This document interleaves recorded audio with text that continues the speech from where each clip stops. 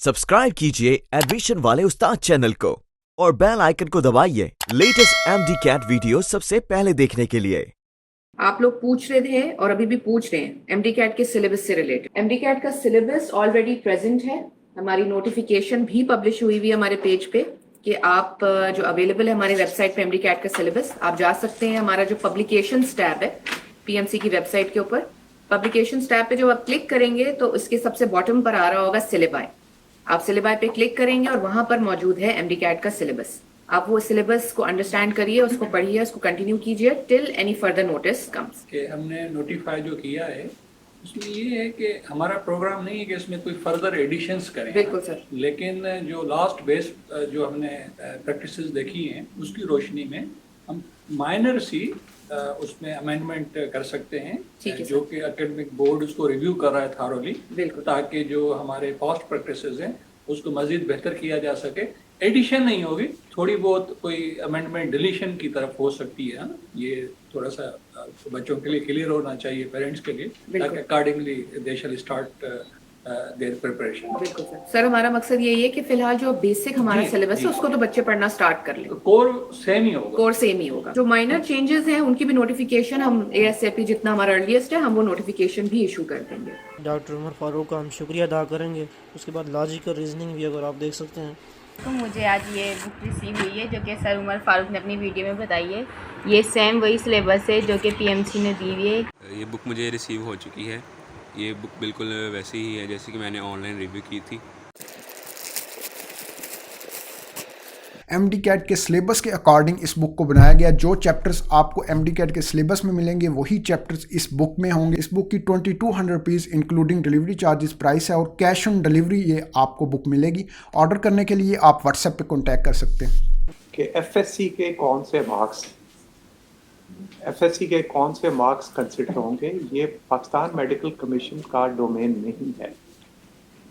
पिछली बार स्पेशली जब provincial federal government ने एक फ़ैसला किया कि इन view of those unique circumstances Covid, वो प्रॉपर एग्ज़ाम होल्ड नहीं कर सके और उन्होंने सिर्फ स्पेसिफिक सब्जेक्ट्स का होल्ड किया है। और उन्होंने पाकिस्तान मेडिकल कमीशन से यह कहा गया कि इस बार हम ये कर रहे हैं, तो ये दे दिया गया था। ये डिसीजन जो है कि FSC के मार्क्स का, ये पाकिस्तान मेडिकल कमीशन का नहीं होता। और अगर आप देखते हैं कि आप जब एडमिशन के लिए अप्लाई करते हैं तो आप अपनी IBCC के इक्विवेलेंट या जो भी चीज़ है आप अपनी एडमिटिंग यूनिवर्सिटी के पास लेके जाते हैं। पाकिस्तान मेडिकल कमीशन की हद तक ये एक शर्त है कि 65% FSC 65% MD-CAT में लेना, ये एक बेसिक क्राइटेरिया है। इससे ऊपर मेरिट कैसे कैलकुलेट करना है ये कॉलेजेस का काम है और एडमिटिंग यूनिवर्सिटीज़ का काम। मोहम्मद अरसलान सयाल कह रहे हैं कि क्या MD-CAT 2022 सिंगल टेस्ट होगा, वन डे या mini test in a month? Mohammad Arsalan देखिए, एग्जाम जो है ना वो MD-CAT का वो कोई 1000-2000 बच्चा नहीं दे रहा, 2 लाख बच्चा लास्ट टाइम MD-CAT 2021 में अपीयर हुआ था। कंप्यूटर बेस्ड एग्जाम है। इतनी बड़े नंबर पे जब आप एग्जाम दे रहे हैं तो वो एक दिन में कंडक्ट नहीं हो सकता। वो definitely it will go for like जितनी उसमें हमारे पास एप्लीकेंट होंगे अकॉर्डिंग टू दैट वो अरेंज किया जाएगा।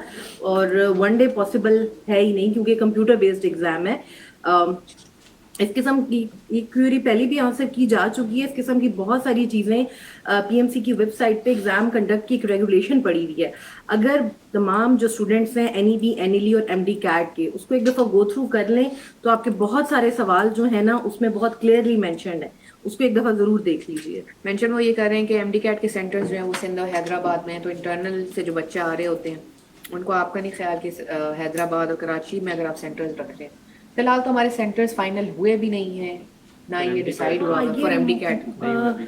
मोस्ट प्रोबेबली जो है ना वो नंबर ऑफ कैंडिडेट्स पर ही डिपेंड करता है कि हमारे पास नहीं सर, MD-CAT वो ये कह रहे हैं कि सिंध में आप लोग सिर्फ हैदराबाद और कराची कंसिडर करते हैं, तो इंटरनल से आते हुए स्टूडेंट्स को थोड़े शक्कर भी था लास्ट टाइम, शक्कर भी था 20 सेंटर्स पे हुआ था लास्ट टाइम MD-CAT पूरे पाकिस्तान में 21 सेंटर्स पे। तो इस टाइम मतलब हम कोशिश करेंगे कि तमाम डिवीजनल हेडक्वार्टर्स है ना, जिस तरह सिंध के 5 डिवीजनल हेडक्वार्टर, कोशिश करेंगे कि उधर subject to availability of the बिल्कुल तो आप ये कंसिडर करिए कि बहुत सारी चीजें लॉजिस्टिक वाइज हमें देखनी होती हैं और obviously it also depends on the population of students who are applying from that number of students पे डिपेंड नंबर ऑफ स्टूडेंट्स पे डिपेंड करता है। अकॉर्डिंगली फ्यूचर में फिर उसको जो है ना टाइमली अनाउंस भी कर दिया जाएगा।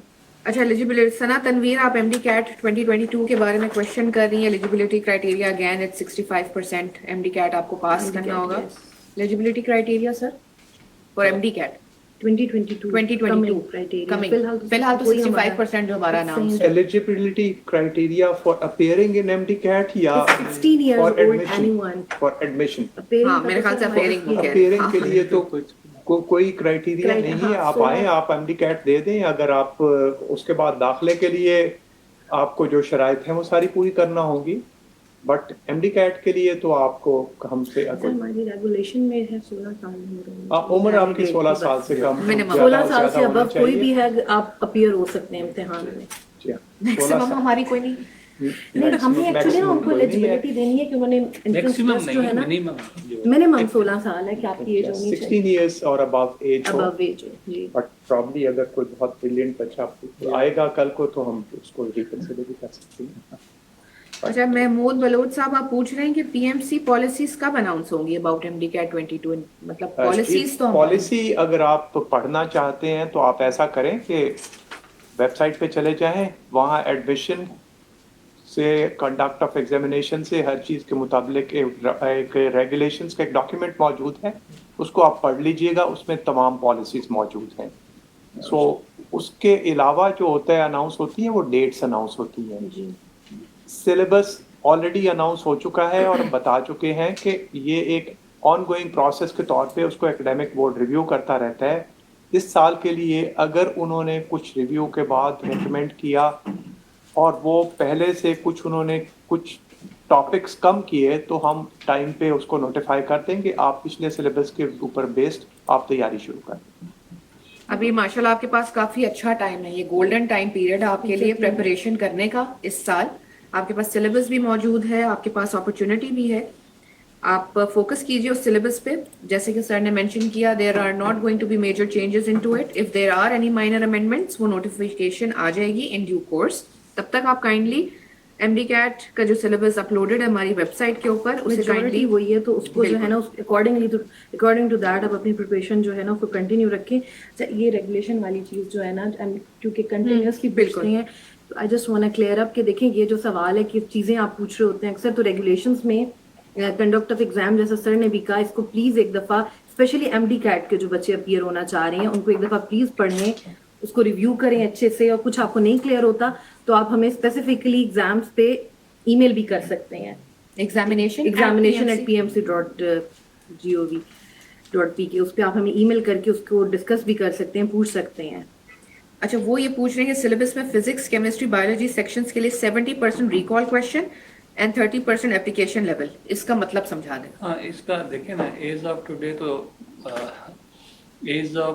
टुडे तो जो हमारे पास अप्रूव्ड सिलेबस है वो तो हमने अर्ज किया कि वेबसाइट पे पड़ा हुआ है ना। वो बेसिकली रिकॉल क्वेश्चन क्या होते हैं पूछ रहे हैं कि रिकॉल क्वेश्चन क्या होता है और दूसरा क्या होता है। ये क्या नाम वो आगे चले गए कमेंट्स। अच्छा, इसका ये है, देखिए यहाँ लेवल ऑफ कॉग्निशन है। रिकॉल ये है कि ऐसे सवाल जिनका जवाब आपको स्ट्रेट देना है, ठीक है, मतलब उसमें आपको कोई अप्लाई नॉलेज नहीं करना, सिनेरियो बेस्ड नहीं होगा। आपसे स्ट्रेट एक बात पूछी जाएगी कि फलाने में जैसे 4 ऑप्शन दिए हुए कि इनमें से कौन सी चीज़ है जो कि इलेक्ट्रिसिटी कंडक्ट कर रही है, आपको स्ट्रेट उसका आंसर देना है। These are the recall based, ठीक है, C1 लेवल के क्वेश्चंस इनको कहा जाता है। जो आप एप्लीकेशन कह रही हैं उसमें थोड़ा सा आपको नॉलेज अपना अप्लाई करना है। आपको एक सिनेरियो दिया जाएगा बना के और उसमें से आपको as per your knowledge apply करना है, जिसको आप कह सकते हैं कि कॉन्सेप्ट बेस होता है थोड़ा। और रिकॉल वो है जो कि आपको याद होती हैं, मेमोराइज होती हैं चीज़ें। तो recall is actually easier question, तो 70 will be the easier question and 30% will a bit apply करेंगे नॉलेज। थोड़ा क्लैरिफाई मजीद कर दूं। देखें, जब आप कोई चीज़ एक स्टूडेंट पढ़ रहा होता है तो एक तो होता है कि उसको कुछ मालूमात दी जाती हैं जो किताब के अंदर लिखी होती हैं। सो एक इल्म का पहला दर्जा तो होता है कि जैसे आपको मालूमात दी गई हैं उसी तरह ही आप उनको याद कर लें और पढ़ा दें। जैसे कि पहले जमात के कायदे में अलिफ अनार बे बकरी होती थी, वो आपने याद किया होता था, आप आंखें बंद करके भी याद करते थे।